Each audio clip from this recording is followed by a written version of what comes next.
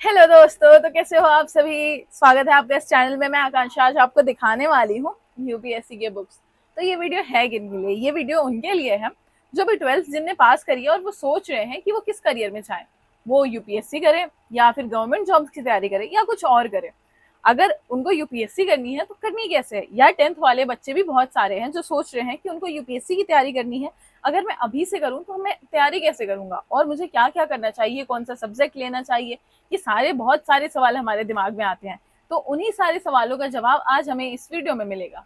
इसके अलावा जो बच्चे ग्रेजुएशन भी कर लेते हैं और फिर सोचते हैं यार मुझे अभी यूपीएससी की तैयारी करनी है बट मुझे नॉलेज तो कुछ है ही नहीं, तो मैं कैसे करूँ यूपीएससी की तैयारी, तो उन सबको भी आज इस वीडियो में सारी इन्फॉर्मेशन दी जाएंगी। तो चलिए शुरू करते हैं ये वीडियो। तो पहले तो हमारे पास है ये एक्चुअली मुझे भी बुक्स में अपने टाइम में बहुत सारी कंफ्यूजन थी। तो मैंने अपनी कंफ्यूजन को कैसे क्लियर करा, मेरे पास में एक भैया जो तैयारी करते थे मैंने उनसे पूछा, प्लस मैंने राजेश बुक स्टोर पर जाकर के उनसे कंसल्ट करी। तो उन्होंने मेरे को गाइड करा कि मुझे कौन कौन सी बुक्स लेनी है। तो ये सारी बुक्स लेके मैं आपके पास आ गई हूँ और मैं आज एक एक करके आपको ये सारी बुक्स दिखाऊंगी। तो सबसे पहले जो हमारे पास बुक है वो है सिलेबस की बुक। तो ये तो देखो, यूपीएससी का सिलेबस ही इतना बड़ा है कि अगर हम अपना दायरा ना सीमित करें कि हमें पढ़ना क्या क्या है और क्या नहीं पढ़ना है तो फिर तो हम पढ़ते ही रह जाएंगे। तो इसीलिए हमें सबसे पहले सिलेबस की बुक लेने की भी जरूरत होती है और पढ़ने की भी जरूरत होती है। बुक केवल लेनी नहीं है, पढ़ना भी है। तो ये हमें यूपीएससी का दृष्टि का सिलेबस है जो कि काफी डिटेल में, कुछ ज्यादा ही डिटेल में है। तो ये एकदम आपको एक एक चीज, अगर आपको ऑप्शनल चुनने हैं तो कैसे चुनने हैं, सारे ऑप्शनल के बारे में सब कुछ बता रखा है इसमें। तो इससे आपका सारा सब्जेक्ट का और सिलेबस का सिलेक्शन तो हो जाएगा, लेकिन उसके बाद भी हमें थोड़ा और माइक्रो में जानने की जरूरत होती है। तो हमें ये जीएसएस 4 का सिलेबस लेना पड़ता है। ये माइक्रो सिलेबस होती है तो इसमें टॉपिक वाइज चीजें बताई रहती है। तो ये भी ऐसी है। तो ये दोनों बुक तो हमारे सिलेबस की हो गई और यही सबसे जरूरी हिस्सा है इन बुक्स का, क्योंकि अगर हम सिलेबस जानेंगे नहीं तो हम तैयारी कैसे करेंगे, है ना दोस्तों। तो चलो, अब ये हमने ये बुक ले ली। अब इसके बाद हम एनसीईआरटी देखेंगे, फिर बाकी बची हुई बुक देखेंगे। अभी आपने इतने सारे टॉपर्स की वीडियो देख करके ये तो सुन ही रखा होगा कि एनसीईआरटी हमारे कितनी जरूरी है, कितनी जरूरी है यूपीएससी की तैयारी के लिए। तो एनसीईआरटी के लिए हम पहले एनसीईआरटी की बुक्स देखेंगे। तो ये जो हमारे पास पहली इतनी सारी बुक्स है ये हमारी हिस्ट्री की बुक्स है सारी इतनी। ये हमारी जो भी है ये 6 से 12 तक की एनसीईआरटी है, ठीक है। इसमें अभी 11-12 की एनसीईआरटी उन्होंने नहीं मेरे को सजेस्ट करी, राजेश बुक स्टोर वालों ने, क्योंकि वो कहते हैं कि आपने सतीश चंद्र की मध्यकालीन और अर्जुन देव की बुक ले रखी है तो आपको वो लेने की जरूरत नहीं है, सेम सेम चीज हो जाएगी। तो इसीलिए उनने वो 2 बुक निकाल दी, ठीक है। तो अभी ये हमारे पास है ये आधुनिक भारत 12th की बुक। आप देखो इसकी प्रिंट क्वालिटी कितनी अच्छी है, पेपर की क्वालिटी कितनी अच्छी है, मतलब काफी ठीक है। बाकी मटेरियल भी काफी अच्छा है। आप देखो ये बुक हमारी ऐसी है। फिर ये 12th की हमारी हो गई, 10th की हो गई, 11th की इतने दी नहीं, मैंने बताया आपको, क्योंकि इनका फोकस इस पे नहीं रहता कि ये ज्यादा से ज्यादा बुक सेल करे। इनका ये रहता है कि हमें इफेक्टिव क्या पड़ेगा, हमारे लिए क्या जरूरी है। बाकी ये 11th की एक पार्ट हो गई और ये 6, 7th और ये हमारे 8th और ये हमारे 9th की हिस्ट्री की बुक हो गई। तो ये देखिए सारी बुक्स ऐसी ही हैं, एकदम पिक्चर वाइज, एकदम क्लियर प्रिंट, सब कुछ एकदम बढ़िया दे रखा है। तो ये हमारी पूरी इतनी सारी बुकलेट ये पूरी हमारी हिस्ट्री की हो गई। तो ये हमारी सारी हिस्ट्री की बुकलेट्स हैं, ये हमें हिस्ट्री के लिए पढ़ने की जरूरत है। एनसीईआरटी है ये हमारी केवल सारी, ठीक है। और इसके बाद हमारे पास है ये साइंस। ये साइंस हमारी होगी 9th 10th, ये दोनों हमारी 9th 10th की साइंस हो गई। इतना ही हमारे लिए बेसिक रिक्वायर्ड होता है, इसके बाद तो बहुत डिटेल में आ जाती हैं बुक्स। अच्छा, फिर जो बच्चे 10th में हैं, इसी में चलते चलते हम ये भी बात कर लेते हैं। जो लोग 10th में हैं वो ये सोच रहे होंगे कि मैं कैसे डिसाइड करूँ कि मुझे कौन सा सब्जेक्ट लेना है। तो सब्जेक्ट लेने के लिए देखो, अगर आपने डिसाइड कर लिया है कि आपको यूपीएससी करनी है तो आप ना सबसे पहले आर्ट्स के सब्जेक्ट लो। द रीजन बिहाइंड कि अगर आप आर्ट्स के सब्जेक्ट लोगे तो यूपीएससी में मेनली पेपर क्या होते हैं, जीएस के पेपर होते हैं, आपकी हिस्ट्री, पॉलिटी, ज्योग्राफी, इन सारी चीजों के तो पेपर होते हैं। तो अगर आप बहुत अच्छे से आप 11th-12th में भी वही सब्जेक्ट पढ़ोगे, फिर आपको यूपीएससी की तैयारी के लिए भी वही सब्जेक्ट पढ़ने होंगे, तो आपका आधा सिलेबस तो ऐसे ही कवर हो जाएगा, है ना। इसीलिए हमें, अगर हम 12th में है या हम 10th करके आए हैं और हमें 12th में 11th में सब्जेक्ट डिसाइड करना है, या हमने 12th कर लिया, हमने ग्रेजुएशन करनी है, तो हमें डिसाइड करना है। तो इस चीज पे ना जाए कि यार फैंसी कर दिखने के चक्कर में हमने साइंस ले ली। जी नहीं, अगर आपने डिसाइड कर लिया है कि आपको यूपीएससी लेनी है या यूपीएससी करनी है तो ये अच्छा होगा कि हम आर्ट्स से करें अपना यूपीएससी, ठीक है। अब इसके बाद से हमारी ये पॉलिटी की बुक्स आ गई।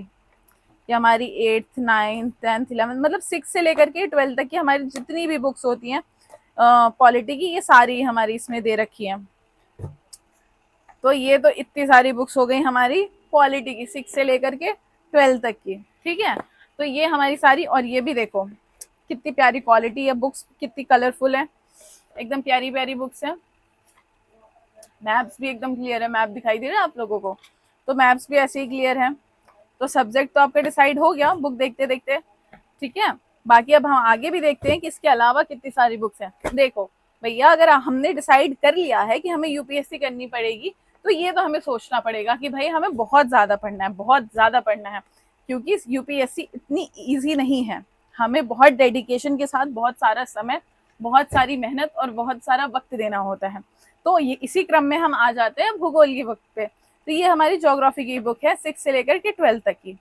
ये हमारी 6 की हो गई, फिर ये हमारी 7th की है, ये हमारी 9th की है, ये हमारी 10th की है, ये हमारी 11th की है, ये भी 11th की। 11th में 2 ज्योग्राफी की बुक है, ये 12th की है। देखो मैं इसीलिए कह रही थी, अगर हम आर्ट्स लेंगे तो ये 11th 12th वाली बुक तो हम अपने स्कूल में ही पढ़ लेंगे, फिर हमें दोबारा पढ़नी पड़ेगी, तो ये हमारे लिए काफी आसान रहेगा, है ना। तो ये हमारी सारी ज्योग्राफी की बुक्स हो गई। तो अभी हमने कौन कौन सी बुक्स देख ली, हिस्ट्री देख ली, पॉलिटी देख ली, ज्योग्राफी देख ली, साइंस देख ली। अब इसके बाद हम देखेंगे इकोनॉमिक्स। तो ये है हमारी इकोनॉमिक्स की बुक। इकोनॉमिक्स में हमें पढ़ना होता है 9, 10, 11, 12। यहाँ पे 12th की बुक तो नहीं है, बट 12th की भी बुक आपको एनसीईआरटी की मिल जाएगी। इसके बाद है हमारी सोशियोलॉजी की बुक। सोशियोलॉजी में हमें केवल 11th और 12th पढ़ना होता है। तो ये रही बुक्स, ये देखिए आप कितनी प्यारी क्वालिटी है, कितने कलरफुल है। अगर बुक कलरफुल रहे तो पढ़ने का मजा ही कुछ और होता है, थोड़ा और इंटरेस्ट बढ़ जाता है हमारा पढ़ने में। तो ये अब हमारा नंबर है स्टैंडर्ड बुक्स देखने का। स्टैंडर्ड बुक्स में भी इतनी सारी बुक्स हैं।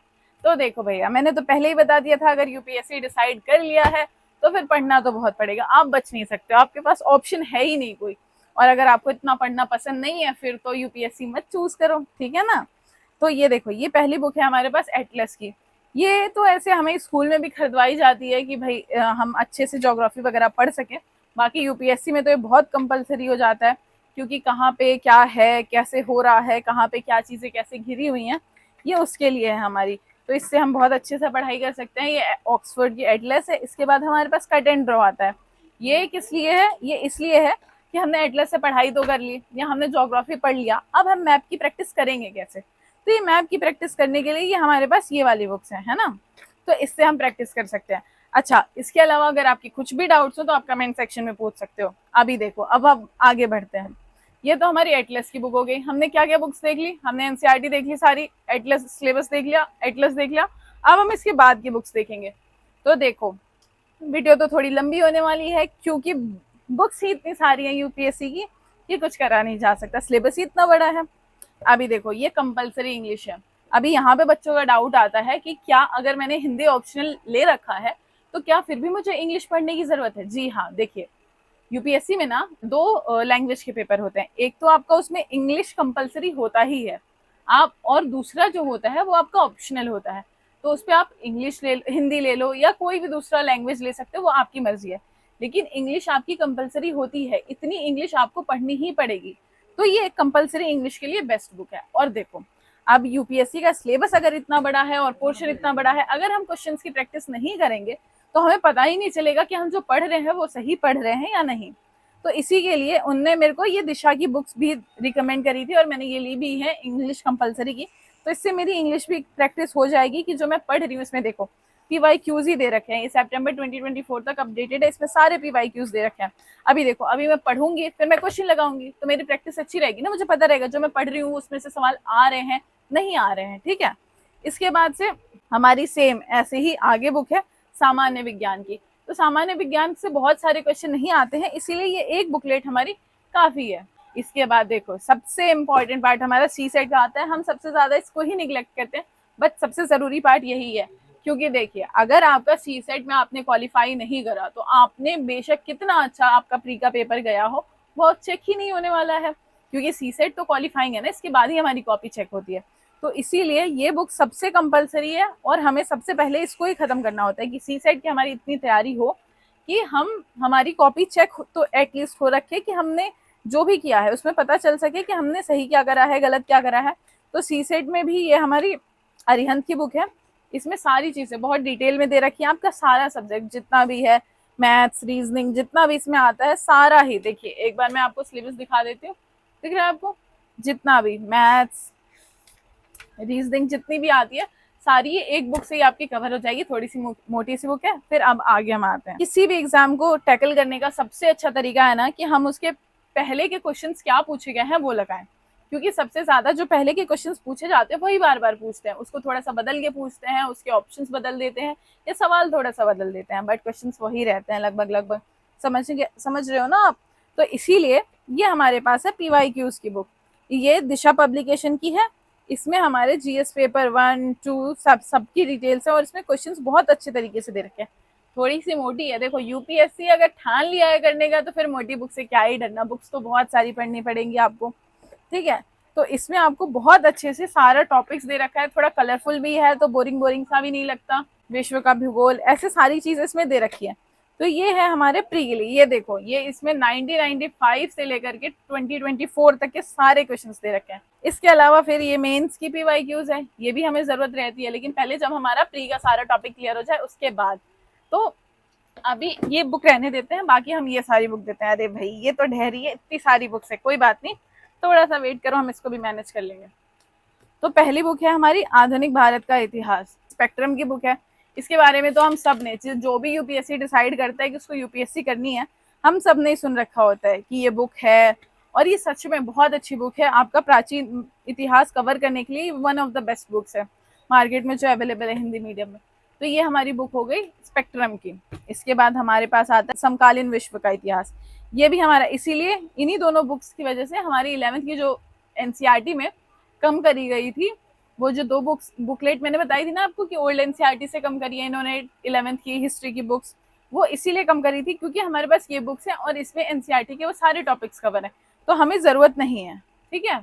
ये भारत का प्राचीन इतिहास और मध्यकालीन भारत, तो ये इन दो बुक की वजह से हमें उन दो बुक की जरूरत नहीं थी, इसीलिए उन्होंने बोला कि आपको बार बार बुक रिपीट करने की जरूरत नहीं है, इसीलिए उन्होंने सजेस्ट करा और मैंने ये राजेश बुक स्टोर से ले लिया। बाकी आपको भी कॉन्टेक्ट डिटेल्स दे दिए जाएंगे अगर आपको वहां से बुक लेनी होगी। तो ये मध्यकालीन भारत की बुक हो गई सतीश चंद्र की। भारत का इतिहास, ये देखो ये तो प्रॉपर पैक ही है। जैसे मार्केट में क्या होता है कि लोग थोड़े सस्ते प्राइस में बुक दे देते हैं, कुछ फ्री भी दे देते हैं कि हम आपको बैग देंगे, ये देंगे, वो देंगे, और उसके बाद क्या करते हैं कि आपकी बुक्स पायरेटेड कर देते हैं। बट मैंने राजेश बुक स्टोर से इतनी सारी बुक्स मंगा रखी हैं, मुझे आज तक कभी भी कोई कंप्लेन नहीं मिली, सारी बुक्स मुझे जेन्युइन मिलती हैं हमेशा, और ओरिजिनल बुक्स होती हैं। उसमें पता है क्या, पायरेटेड में हम जैसा सोचते हैं कि केवल पेपर की क्वालिटी घट जाएगी और बुक का प्रिंट हट जाएगा, बाकी तो सारा मटेरियल सेम रहेगा, ऐसा नहीं होता है ना। एक्चुअली होता क्या है कि उसमें कंटेंट में भी थोड़ा इधर उधर मैनिपुलेशन रहता है या मिसप्रिंट रहता है, कभी कभी कुछ पेजेस गायब रहते हैं, तो इसीलिए ना पायरेटेड बुक्स के साथ बहुत सारी दिक्कत होती है। तो ये कभी भी आप बुक लें तो ये तो मेक श्योर करें कि आपकी जो बुक हो वो ओरिजिनल और जेन्युइन हो। ये हमारे विश्व के इतिहास के लिए बुक है। अभी देखिए, जैसे हमने इंग्लिश पढ़ा था ना, वैसे ही हिंदी भी पढ़नी हमारे लिए अनिवार्य होती है, ठीक है। तो ये हमारी हिंदी के लिए कंपलसरी हिंदी की बुक है, और इसी के साथ दिशा की PYQs। देखो PYQs लगाना सबसे जरूरी है UPSC में। अगर आप यही नहीं पता होगा आपको कि सवाल पूछे कहाँ से जा रहे हैं, तो आप पढ़ के कोई फायदा ही नहीं है ना, फिर हम पढ़ते जाएंगे UPSC का सिलेबस कभी खत्म ही नहीं होता है ना। तो इसीलिए ये हिंदी कंपलसरी की बुक, और उसके साथ दिशा पब्लिकेशन की उसकी प्रैक्टिस के लिए 12 साल की ये क्वेश्चन इसमें दे रखे हैं। फिर ये आंतरिक सुरक्षा की है। सारी बुक्स इतनी ओरिजिनल है, और ये जो बुक की फ्रेगनेंस आ रही है, मुझे तो ये जो नई बुक की फ्रेगनेंस आती है इतनी प्यारी लगती है। तो ये जो आंतरिक सुरक्षा, ये हो गई हमारी आंतरिक सुरक्षा की बुक। फिर ये हमारी लेक्सिकन हो गई। बाकी हमारे पास निबंध की हो गई। निबंध तो हमें अगर प्रैक्टिस करनी है तो मार्केट में दृष्टि से बेस्ट कोई बुक अवेलेबल ही नहीं है। इसमें हमारे 2000 प्लस सारे निबंध दे रखे हैं और इतने अच्छे से समझा रखा है ना, इसके बाद हमें कोई और चीज की दिक्कत होती ही नहीं है। तो ये हमारी इसकी हो गई। बाकी हमारी सामाजिक समस्याएं, राम आहूजा, इनका नाम भी सबने सुन रखा होगा कि इनकी बुक कितनी अच्छी आती है, कितना up to the mark content रहता है UPSC को लेकर के। तो ये भी उनमें से एक बुक है। फिर ये भारत की अर्थव्यवस्था, रमेश सिंह, इसकी तो अभी लेटेस्ट एडिशन भी आई है। ये बुक में भी पूरा ऐसे ही दे रखा है, तो हमें ये अर्थव्यवस्था, इकोनॉमी पढ़ने के लिए ये बुक पढ़नी पड़ेगी स्टैंडर्ड में।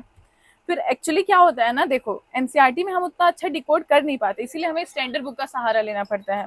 फिर ये जो हमारा अंतरराष्ट्रीय संबंध, ये IR का पूरा पोर्शन है, इसमें हमें ये कवर होता है इंटरनेशनल रिलेशन क्या है, गवर्नमेंट ने पॉलिसीज क्या बनाई हैं, बाकी चीज़ें कैसी चल रही हैं। बाकी लक्ष्मीकांत का तो नाम किसने नहीं सुन रखा।